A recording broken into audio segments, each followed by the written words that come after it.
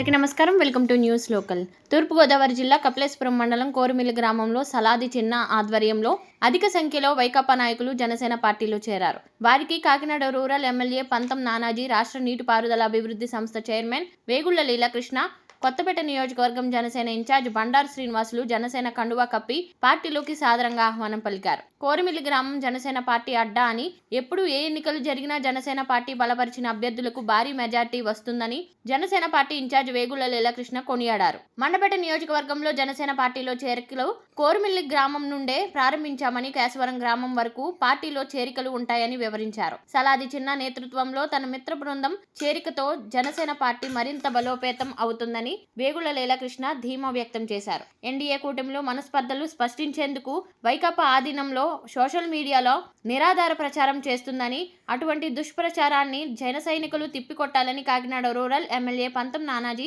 దిశానిర్దేశం చేశారు.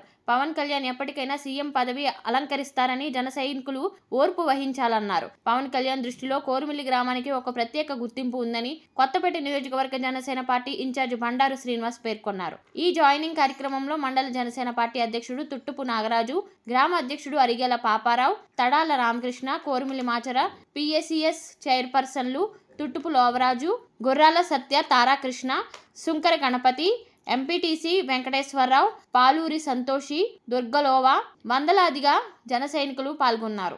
అంబటి రాంబాబు అంటే చిత్రమైన కాన్సెప్ట్ కనిపెట్టారు. పూర్వం ఒక సబ్జెక్ట్ మీద ఒక రాజకీయ నాయకుని నిలబెట్టేవారు. ఇప్పుడు సబ్జెక్ట్ సంబంధం లేదు, కులం. ఆ కులం వాళ్ళని ఎత్తుక్కోవడం, ఆ కులం వాడితో తిట్టించడం, ఆ కులం అయితే కాపులను ఎత్తుక్కోవడం. ఎవరన్నా చెప్తారు కోరుమిల్లి జనసేన అడ్డా, ఎవరన్నా ఎక్కడ చూసినా ఎవరి నోట్లో చూసినా వినబడింది. నవంబర్ 18, 2018లో మండపేటలో పవన్ కళ్యాణ్ గారికి ప్రజా పోరాట యాత్రలో ఒక మీటింగ్ పెట్టారు. తొలి నుంచి మొదలుపెట్టి ఈ జిల్లా వెళ్ళి దాకా మీటింగ్లు పెడితే, ఒక మీటింగ్కి నేను ఇన్ఛార్జ్ అయితే ఒక మీటింగ్కి దుర్గేష్ ఇన్ఛార్జ్, అలా ప్రతి ఒక్క మీటింగ్లకి ఒక్కొక్కరు ఇన్ఛార్జ్ పెట్టుకుంటూ వెళ్ళాను. అప్పుడు నేను మండపేట ఇన్ఛార్జ్, మండపేట ఏంటి ఇలాంటి చోట ఇచ్చాను నన్ను, నా పరిస్థితి అసలు ఈ మీటింగ్ని ఎలా సక్సెస్ చేయాలా, ఏం చేయాలా అని చెప్పి వచ్చాను. వచ్చి ఇక్కడ కూర్చున్నాం.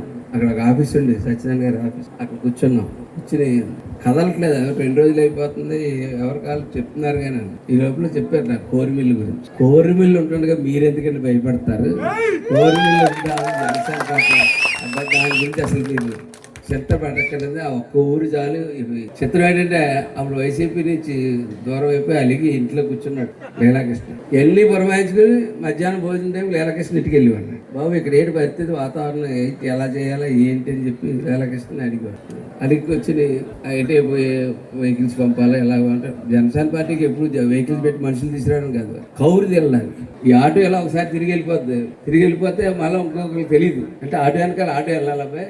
ఇలాగ ప్రతి ఊరికి ఒక ఆటో వెళ్ళినట్టుగా పెట్టాలంటే పెడితే నిజంగా ఆ వేళ మీటింగ్ ఇప్పటికీ పవన్ కళ్యాణ్ గారు మర్చిపోలేరు.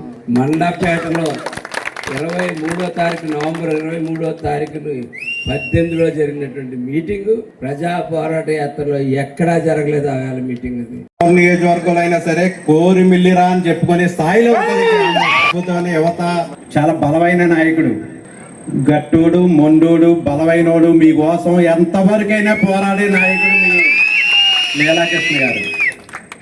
పేరు వారు ఇక్కడ పోరాటం చేయటం అంటే ఒక గట్స్ ఉన్న నాయకుడని చెప్పాలా. జనసేన పార్టీలో జాయిన్ అవటం అంటే ఒక అద్భుతం అని చెప్పాలి. ఎంచేతంటే నాకు తెలిసి గ్రామంలో జనసేన పార్టీ లేని ఇల్లు అంటూ ఉండదు, అన్ని జనసేన పార్టీ బ్రాండే ఉంటది. అంతా కూడా అంత బలంగా ఉన్న గ్రామం ఇది.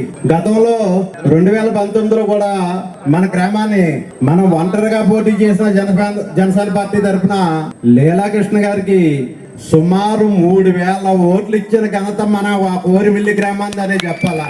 ఆ తొలి అడుగు ఈ కోరుమిల్లి నుంచి ప్రభంజనంగా మారి కేశవరంలో ముగుస్తుందని చెప్పి మీ అందరికీ తెలియజేసుకుంటా ఉన్నా.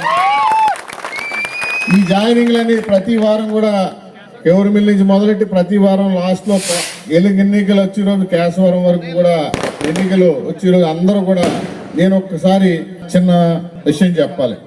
గత ఎన్నికల్లో ఈ గ్రామంలో అందరూ కూడా జనసేనకే పనిచేశారు.